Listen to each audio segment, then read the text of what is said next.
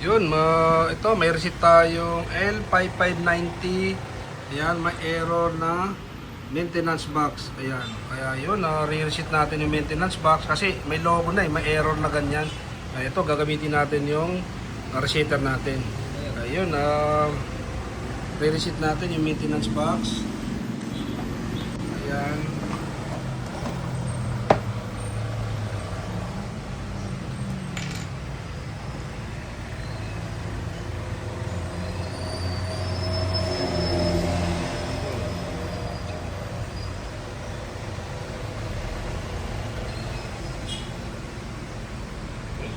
Yan, tapos balik nyo lang. Tapos punta kayo dito sa panel ulit. Yan.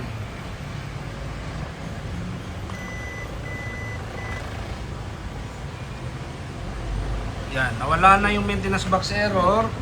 Ngayon, siyempre may isa pang receiver to. I-check naman natin yung yung platen, yung borderless kung puno na. Kaya okay na, pwede ka na mag-print diyan. Yan yung gamit natin receiver. Ngayon, ibang receiver naman ang gagamitin natin, yung receiver tools.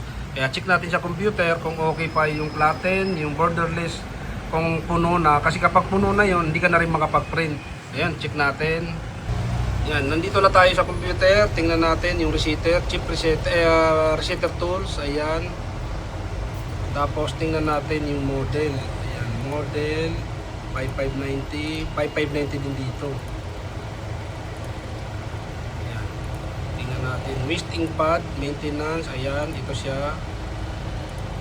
Yan, tapos yan, check natin yung dalawa. Ito yan, ito yung maintenance box, yung nireceipt natin kanina, ginamitan ng chip resetter. Tapos ito yung dalawa, check natin yan. Yan, wala pa naman.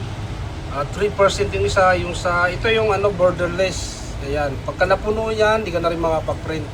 Ayan, okay naman. Okay na, tapos na, na-receipt na. Kaya yun, ganun lang mag-reset at mag-check ng borderless. Kapag kapuno yan, kaklik natin to, tapos initialize natin ito. Kaya yun, huwag mong kalimutan din like, i-share ang ating video. Maraming salamat.